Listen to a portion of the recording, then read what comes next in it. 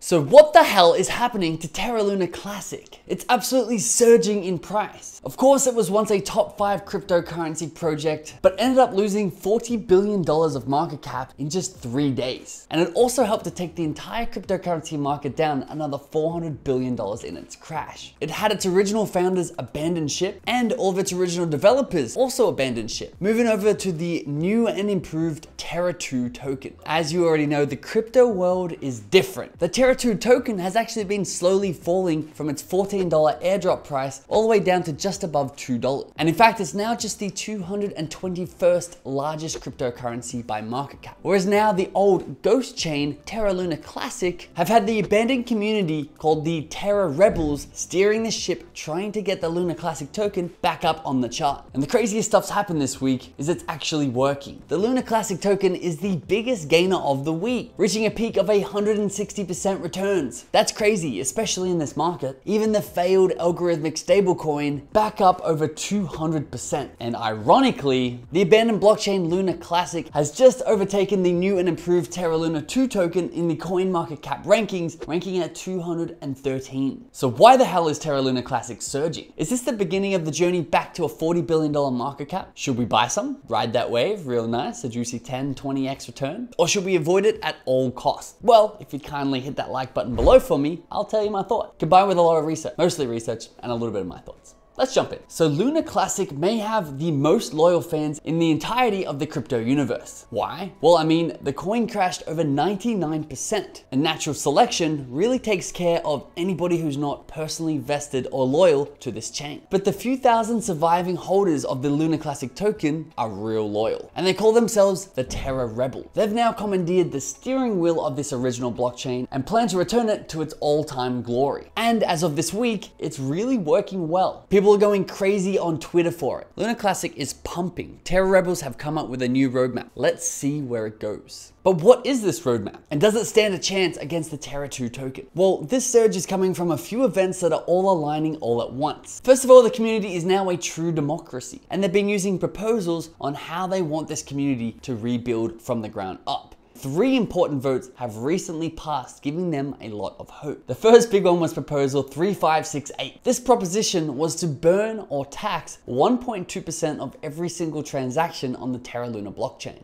Now this may sound terrible because it's got the word tax in there, but this is really a critical upgrade because there's been such an oversupply of Luna Classic tokens, the community really needs to reduce this circulating supply so there's more value in each of the tokens. So now, for example, if you send $1,000 of Luna Classic token, you're going to get transaction fees of $12, which are going to be burned on the Luna network. So this is a small amount of transaction fees for the users, critical for the overall network's health, as this makes this coin a depreciating asset as it gets more and more scarce over time. The second critical proposal was to address the resistance from the chain's original validators to re-enable staking. If Luna Classic wasn't truly dead, existing validators would not be trying so hard to stop staking being re-enabled and new validators joining. The whole community wants this, yet they're obstructing it because they want all of the juicy Luna Classic tokens for themselves. Re-enable staking and new validators. So the good news came on June 23rd, when proposal 4095 was also passed. What was this proposal, you ask? Well, it was to reintroduce staking on the Terra Luna Classic token, and it passed with a 91% yes vote and a 51% majority. This Terra community front tweet summed it up well. This is a symbol that the validators have chose democracy over oligarchy. So with staking returning to the Luna Classic token, on top of a 1.2% burn tax, the Luna Classic protocol can slowly start reducing its token supply once again, because now the community is incentivized to hold onto those tokens and stake them, taking them out of the circulating supply because they can make a passive yield from them. Now these two factors were probably pretty big in contributing to the Luna Classic pump that we've seen this week, but I don't think it's really everything. In fact, I think it's way more symbolic than it appears. They've gone from an abandoned ghost chain that nobody really cares about, actually being rallied together as a group in their Discord, putting forward these proposals to actually improve the network and not have it run by the original founders or developers getting in the way, but actually have this democracy that is community led, where everyone's interests and incentives are aligned. And this symbol of hope, I think, is way more than actually seeing these proposals passed, is seeing that proposals can actually be passed and that people are committed to this original chain. Another interesting thing in the Luna Classic world is that Binance, the biggest centralized crypto exchange out there, is actually accumulating Luna Classic token, trillions of them in fact.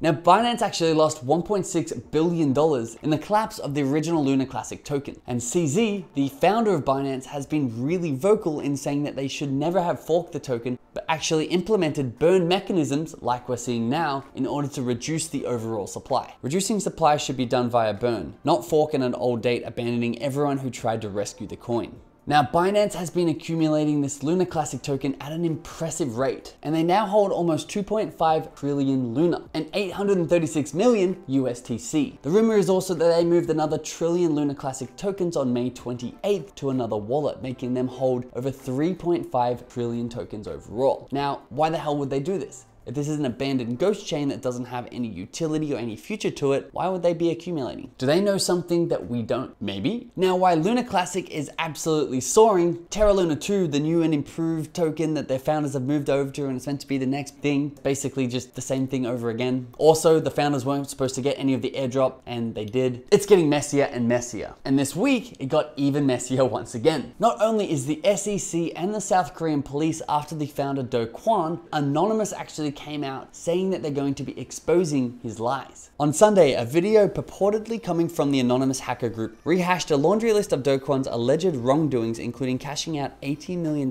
each month from Luna and UST prior to its collapse. They go on to say something pretty impactful. Do Kwon, if you are listening, sadly there is nothing that can be done to reverse the damage that you have done. At this point, the only thing we can do is hold you accountable and make sure you are brought to justice as soon as possible. Pretty scary. I don't know what's more scary, the SEC, the South Korean police, probably Anonymous. Now that obviously is not a win for the Terra Luna 2 ecosystem. The more lies that may be exposed about Do Kwon, the more instability will probably occur within their token. And people who are going to invest in this Terra Luna 2 token may be looking for an alternative, such as the community-driven Terra Luna 1 Luna Classic token, which is not just seeing growth at the moment, but it's seeing quite sustainable growth over the last 7 days. It doesn't look like a pump and dump sort of crazy classic scheme. It seems to be going up, calming itself down a little bit, and then going up again in a more sustainable fashion. Now, be very careful before you invest in Luna Classic or Terra Luna 2, because if you're rooting for the underdogs and you think that Terra Luna Classic might get back to a $40 billion market cap, realize they're already at $500 million market cap. Although they seem like the underdogs and they seem like the small guy right now, they're worth $500 million. They've lost a lot of their core developers, they've lost their founding team, and if that was a good thing, it seems highly unlikely that they're going to get back to a $40 billion market cap. And even if they do, make sure you know that that doesn't mean they're going to get to $100 or $1,000 price per token. Just because something has a bunch of zeros before the decimal doesn't mean it's more likely to 100x. Make sure you study what you're investing in and know what you're talking about. If you want updates on this situation, hit that subscribe button below for me, and I'll see you in the next one.